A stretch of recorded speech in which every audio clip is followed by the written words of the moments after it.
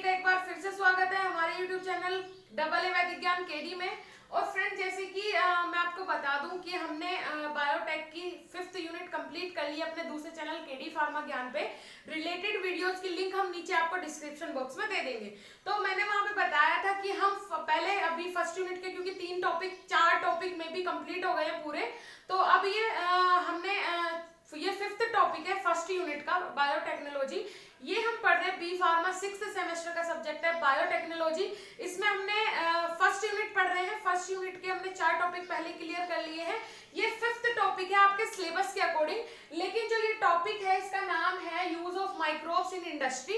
इसका ये पहला पार्ट है। आज हमने ये स्टार्ट किया है use of microbes in industry. Industry में माइक्रोब्स का यूज क्या है, चलिए ठीक है। और 5th यूनिट कंप्लीट हो गई है दूसरे चैनल केडी फार्मा ज्ञान पे, तो उसकी लिंक हम नीचे डिस्क्रिप्शन बॉक्स में आपको दे देंगे। अब मैं आपको बता दूं, 3rd यूनिट हमने पहले ही पढ़ ली थी बायोटेक्नोलॉजी की। 3rd यूनिट पूरी कंप्लीट हो गई है। उससे रिलेटेड वीडियोस की लिंक भी हम नीचे डिस्क्रिप्शन बॉक्स में आपको दे देंगे, ठीक है। ये पहले अब हम यहाँ ये यूनिट कंप्लीट करेंगे पूरी फर्स्ट यूनिट। तो हमारी कितनी यूनिट कंप्लीट हो जाएगी बायोटेक की? 1st, 3rd and 5th 3 unit finish हो जाएगी। उसके बाद हम स्टार्ट करेंगे 2nd यूनिट अपने इस चैनल पे, और उधर 4th यूनिट अपने दूसरे चैनल केडी फार्मा ज्ञान पे। तो वो दोनों कंप्लीट मींस एक हफ्ते में पूरा सिलेबस कंप्लीट हो जाएगा आपका बायोटेक का। फार्माकोलॉजी ऑलरेडी कंप्लीट कर चुके हैं हम। 6th सेमेस्टर की फार्माकोलॉजी की सारी यूनिट्स की वीडियोस बन गई हैं, सारे टॉपिक्स कवर हो गए हैं।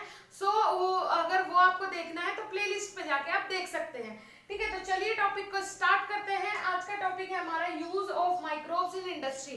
इंडस्ट्रीज में माइक्रोब्स का यूज क्या है। आज इसका पार्ट फर्स्ट पढ़ेंगे, पार्ट सेकंड, क्योंकि बहुत सारे पार्ट्स हैं इसके अंदर। बहुत सारे इंडस्ट्री में माइक्रोब्स का यूज बहुत तरीकों से होता है, किस चीज के प्रोडक्शन में होता है, कैसे होता है। तो इसके कम से कम 4 या 5 पार्ट कम से कम जाएंगे इस टॉपिक के, ठीक है। तो चलिए वीडियो को स्टार्ट करते हैं।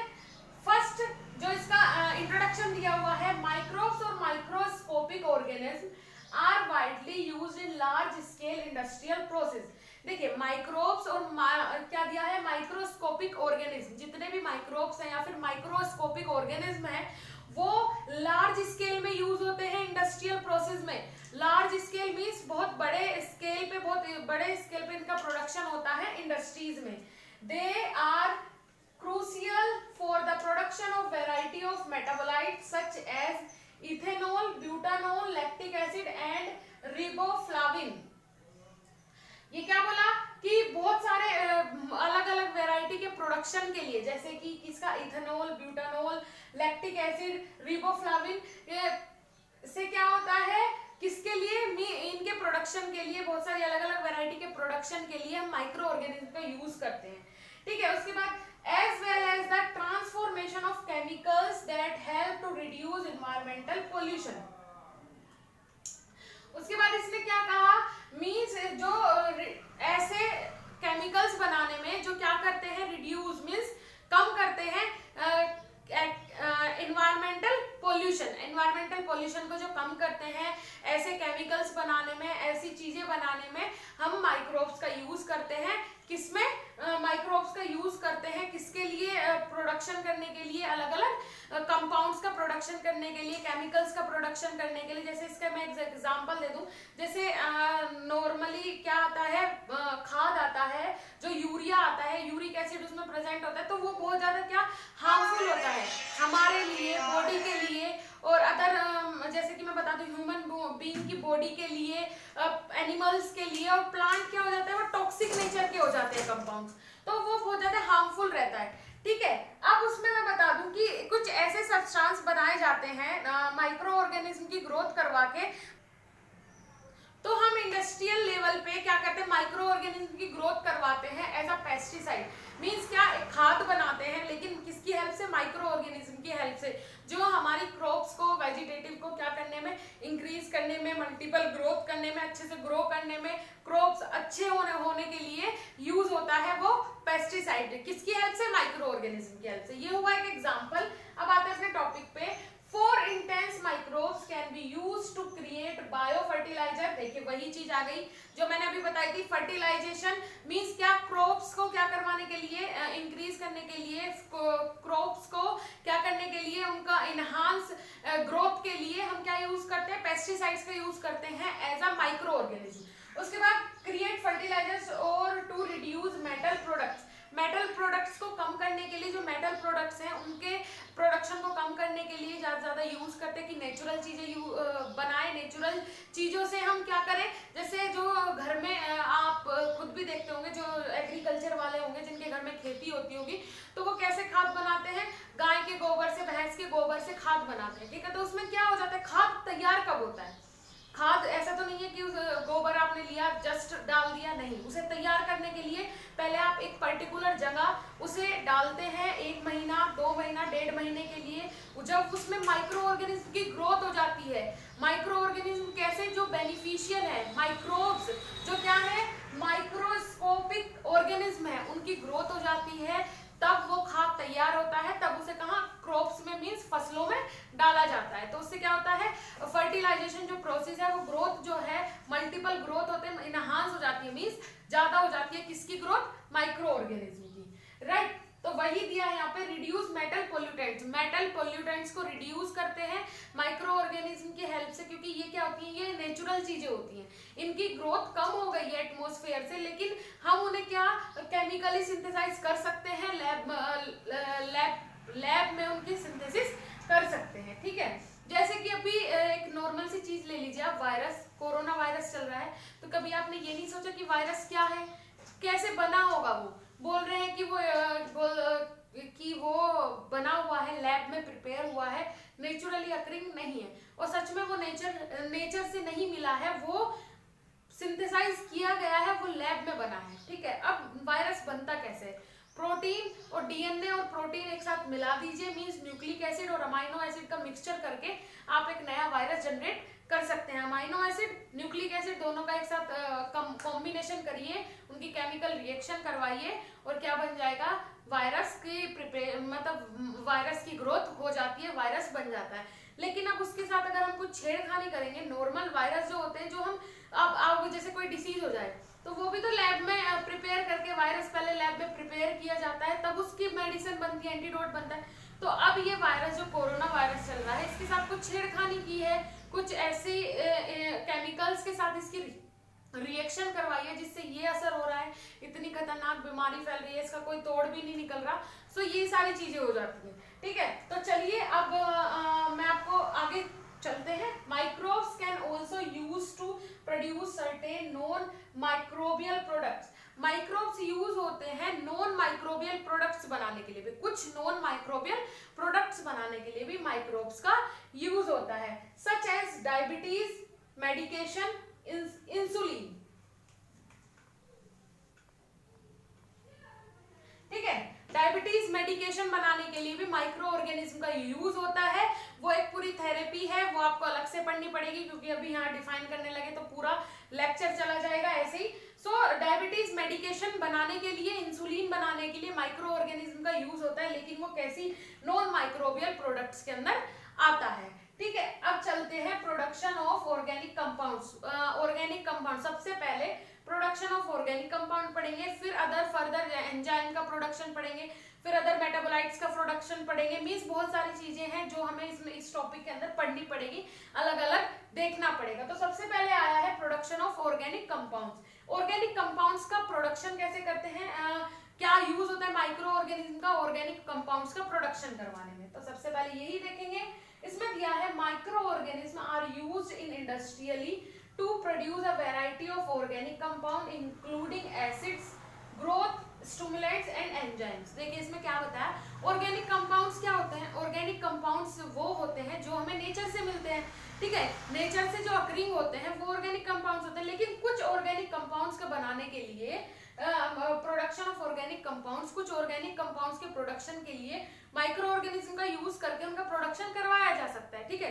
ऑर्गेनिक कंपाउंड्स जो हमें नेचर से मिलते हैं, इनऑर्गेनिक कंपाउंड्स जो हम खुद लैब में प्रिपेयर करते हैं। अब देखते हैं इसमें दिया micro organism are used in industry to produce variety of organic compound. Micro organism use होते हैं इंडस्ट्री में अलग अलग मींस कुछ ऑर्गेनिक कंपाउंड्स के प्रोडक्शन के लिए, इंक्लूडिंग एसिड्स, जैसे कि इनमें एसिड्स आ सकते हैं, बहुत सारे एसिड्स का प्रोडक्शन करवाने के लिए माइक्रो ऑर्गेनिज्म का यूज करते हैं इंडस्ट्रियल लेवल पे। Growth stimulant and growth stimulants क्या होते हैं? ग्रोथ स्टिमुलेंट्स का मतलब होता है, जैसे बोलते हैं ना कि बच्चे की हाइट कम रह गई है तो उसके लिए एक दवाई है, वो दवाई आप खाएंगे तो आपकी हाइट बढ़ जाएगी। इंजेक्शन है, इंजेक्शन लगवा लो, 3 इंजेक्शन लगवा लो तो हाइट बढ़ जाएगी।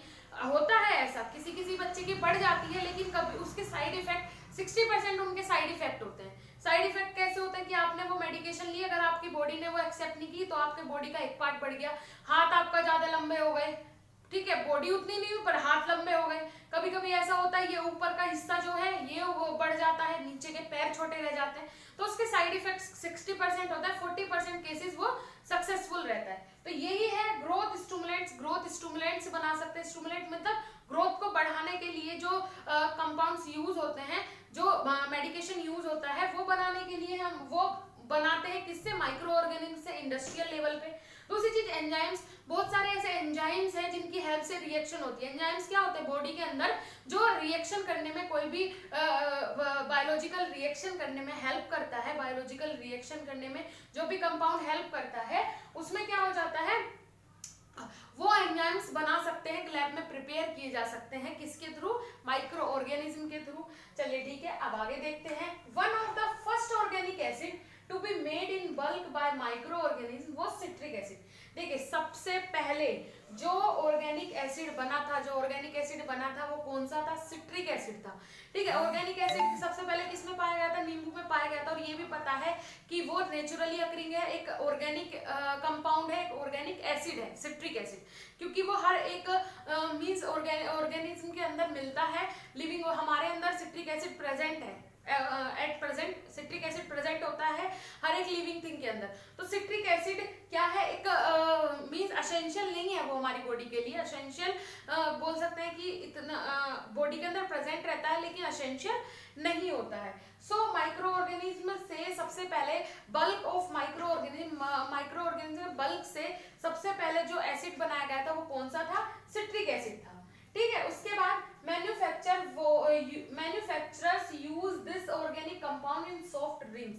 मैन्युफैक्चरर्स मींस बनाने वाले ने जो बनाया था वो क्यों बनाया था? कि जिससे ये एसिड जो है किसमें यूज हो? सॉफ्ट ड्रिंक्स में, कैंडीज में, इंक्स में एंड एसिड। एसिड तो है सिट्रिक एसिड कि अगर हम उसे कहाँ बना रहे हैं? लेबोरेटरी स्किल्स पे बना रहे हैं, तो किस किस चीज में यूज हो सकता है? सॉफ्ट ड्रिंक्स में, कैंडीज में, इंक में और एसिड। एसिड तो वो है सिट्रिक एसिड। उसके आगे देखते हैं manufacturers use this organic compound, ये हो गया। उसके बाद सॉरी ये एसिड नहीं, इसके बाद and in a variety of pharmaceutical such as anticoagulant and effervescent tablet. देखिए अब मैं आपको बता दूं कि यहां से आप एक बार और देखिएगा,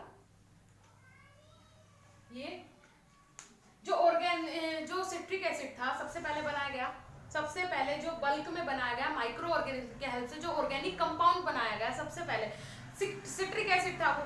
अब सिट्रिक एसिड को हम किस में यूज कर सकते हैं? सॉफ्ट ड्रिंक्स में, कैंडीज में, इंक्स में and in a variety of pharmaceutical such as anticoagulant. Anticoagulant property ये रखता है और इफरवेसेंट टैबलेट। इफरवेसेंट टैबलेट और एंटीकोएगुलेंट क्या होता है? एंटीकोएगुलेंट वो होते हैं जो खून को जमने नहीं देते, मींस खून का थक्का नहीं बनने देते। तो एंटीकोएगुलेंट जो टैबलेट्स होती हैं उनके अंदर, एंटीकोएगुलेंट जो ड्रग कंपाउंड्स होते हैं उनके अंदर सिट्रिक एसिड प्रेजेंट होता है। दूसरी चीज है इफरवेसेंट टैबलेट, जैसे एस्प्रिन है। एस्प्रिन क्या है? इफरवेसेंट टैबलेट है, मींस आप उसे पानी में डालते हैं तो वो ऊपर की तरफ आती है, तो वो क्या होता है? इफरवेसेंट टैबलेट है, मींस उसके अंदर इफरवेसिव प्रॉपर्टी है। ठीक है, तो उसके अंदर सिट्रिक एसिड प्रेजेंट होता है। आप जब लेते हैं एस्प्रिन, जब आप खाते हैं मींस पानी में डालने डिसॉल्व करने के बाद आप उसे पीते हैं तो आपके जीभ में कैसा टेस्ट आता है? टंग कैसा टेस्ट लगता है? खट्टा खट्टा टेस्ट लगता है उसका, गले में भी थोड़ा खट्टा खट्टा फील होता है, तो वो उसी के कारण, क्योंकि उसमें सिट्रिक एसिड प्रेजेंट रहता है। ओके, उसके बाद the organism most widely used in citric acid production in the mould Aspergillus niger. देखिए एस मींस यहाँ पे बोला है कि सिट्रिक एसिड का वाइडली यूज होता है, बहुत बड़े स्केल पे यूज होता है, किसमें? एस्पार्जिलियस नाइगर के मोल्ड बनाने के लिए मोस्टली यूज होता है क्या? Citric acid. उसके आगे देखते हैं another important microbial product is lactic acid. Another बहुत सारे माइक्रोबियल प्रोडक्ट्स हो सकते हैं, मींस कैसे? ऑर्गेनिक कंपाउंड्स हो सकते हैं जैसे कि lactic acid, gluconic acid. Another valuable organic acid is useful in medicine as a carrier for calcium. ठीक है, जैसे कि कैल्शियम बनाने के लिए हम बहुत सारे ऑर्गेन और कैल्शियम बनाने के लिए भी माइक्रो ऑर्गेनिज्म का यूज होता है, जैसे कि because gluconic acid is easily metabolised in the body leaving a store of calcium for distribution. This acid is produced from carbohydrate by A niger and species of the bacterium Gluconobacter cultivated in fermentation tank. क्या बोला है, calcium बनाने के लिए, और इसने ये भी बोला है कि कार्बोहाइड्रेट बनाने के लिए रेस्पॉन्सिबल रहता है। कार्बोहाइड्रेट किससे मिलता है, ए नाइगर एस्पार्जिलियस नाइगर जिसे हम बोलते हैं। ए नाइगर मींस एस्पार्जिलियस नाइगर, जो कंपाउंड बन रहा है किसकी हेल्प से, सिट्रिक एसिड की हेल्प से, उससे हमें कार्बोहाइड्रेट मिलता है। कैल्शियम बनाने के लिए हम माइक्रो ऑर्गेनिज्म की हेल्प ले रहे हैं, मतलब माइक्रो ऑर्गेनिज्म की हेल्प ले रहे हैं कैल्शियम बनाने के लिए, ग्लूकोनिक एसिड बनाने के लिए। ग्लूकोनिक एसिड का काम कहाँ होता है, गाबा रिसेप्टर होता है, एक गाबा रिसेप्टर होता है सीएनएस का, वहां पे काम आता है। उसके बाद लैक्टिक एसिड बनाने के लिए। तो ये सारे जो ऑर्गेनिक कंपाउंड्स हैं, इन्हें बनाने के लिए इंडस्ट्रियल लेवल पे अगर आप बना रहे हैं, इनका प्रोडक्शन करवा रहे हैं, तो उसके लिए माइक्रो ऑर्गेनिज्म का यूज होता है। ठीक है, इंडस्ट्रियल लेवल पे लार्ज स्केल इंडस्ट्रियल जो प्रोडक्ट्स होते हैं, जैसे कि ग्लूकोनिक एसिड है, एस्पार्जिलियस नाइगर है, फिर आया लैक्टिक एसिड है, इन सब चीजों को बनाने के लिए अदर माइक्रो ऑर्गेनिज्म यूज होते हैं। ठीक है, उसके बाद दिया हुआ है यहाँ पे दो इम्पोर्टेंट विटामिन हैं, जैसे कि रिबोफ्लाविन जिसे आप विटामिन B2 बोलते हैं, उसके बाद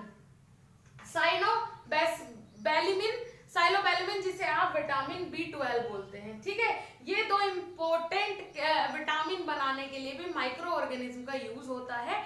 इंडस्ट्रियल लेवल पे अगर आपको विटामिन B2 और विटामिन B12 बनाना है तो उसके लिए माइक्रो ऑर्गेनिज्म का यूज होता है, और ये बनते ही है इंडस्ट्रियल लेवल पे। इंडस्ट्रियल लेवल पे इनका प्रोडक्शन होता है, ये बनाना पॉसिबल है। ठीक है, सो फ्रेंड्स, ये टॉपिक आपको कैसा लगा, मैं आपको एक चीज बता दूं, बॉडी के अंदर जितने भी केमिकल्स होते हैं वो इंडस्ट्रियल लेवल पे बनाना मींस बहुत सारा साइंस बहुत आगे चला गया है, जैसे कि एंजाइम्स है, उनका प्रोडक्शन खुद से करवा सकता है। बॉडी के अंदर हार्मोन्स है, हार्मोन्स का प्रोडक्शन हो जाता है। ठीक है, तो ये सारी चीजें, क्योंकि अब साइंस बहुत आगे चला गया है, अब ऑर्गन बचा है कि ऑर्गन का अगर वो करने लगे, प्रोडक्शन होने लगे ऑर्गन का भी, तो फिर तो सक्सेसफुल हो जाएगा सब कुछ। तो मींस बोलने का मतलब ये है कि जो हम ऑर्गेनिक कंपाउंड्स को भी, जिन ऑर्गेनिक कंपाउंड्स को हम इंडस्ट्रियल लेवल पे जिनका प्रोडक्शन करवा सकते हैं केमिकली, वो सारी चीजें यहाँ पे हमने बताई है आपको, किस तरीके से माइक्रोब्स के थ्रू, माइक्रो ऑर्गेनिज्म के थ्रू हम इंडस्ट्रियल लेवल पे बहुत सारे कंपाउंड्स का, ऑर्गेनिक कंपाउंड्स का प्रोडक्शन करवा सकते हैं। ठीक है, तो आज के टॉपिक में सिर्फ इतना ही। नेक्स्ट वीडियो हम लेके आएंगे इसके आगे का पार्ट, जिसमें हम एंजाइम्स के बारे में पढ़ेंगे कि इंडस्ट्रियल लेवल पे जो प्रोडक्शन होता है एंजाइम्स का वो किस तरीके से होता है। और रिलेटेड नोट्स की रिलेटेड नोट्स की PDF आपको हमारे फेसबुक पेज पे मिल जाएगी, मींस फेसबुक ग्रुप पे मिल जाएगी, जिसका नाम है AA वैदिक ज्ञान KD। आप जाके सर्च कीजिएगा फेसबुक पे, तो आपको वहाँ पे एक ग्रुप मिलेगा, पेज मिलेगा, पेज को फॉलो कीजिए, ग्रुप को ज्वाइन कीजिए, आपको रिलेटेड नोट्स वहाँ पे मिल जाएंगे। ओके, और मैं आपको एक चीज और बता दूं कि जितनी भी अपडेट्स अभी आ रही हैं, क्योंकि क्या होता है, अभी सर्वे फॉर्म का हमने अपडेट डाला था, एक RGPV सर्वे फॉर्म का, सो बहुत सारे स्टूडेंट्स पूछ रहे हैं, उसमें बहुत सारे स्टूडेंट्स ने कांटेक्ट करने की कोशिश की कि मैम सर्वे फॉर्म किसका निकल रहा है। तो मींस बच्चे ये है कि वो साइट खोल के ही नहीं देखते हैं, RGPV की साइट नहीं खोल के देखी होगी, इसीलिए उन्हें एकदम से अपडेट मिला। 30 लास्ट डेट थी और मैंने 29 की नाइट में वो ऐसे अपलोड कर दिया कि अगर नहीं पता हो किसी को तो पता चल जाए, लेकिन पता रिजल्ट मिला कि बहुत सारे बच्चों को पता ही नहीं है। तो आपके लिए जितनी भी अब अपडेट्स आएंगी, मुझे जो यूनिवर्सिटी, जो मैं जानती हूँ जिन यूनिवर्सिटीज के बारे में, उनकी अगर कोई भी अपडेट मुझे मिलेगी तो मैं आपके लिए वो जरूर लेके आऊंगी, जिससे आप अवेयर रहें, हर चीज की अपडेट आपको मिलती रहे। तो हमारे चैनल को सब्सक्राइब जरूर कर लीजिएगा। Thank you so much.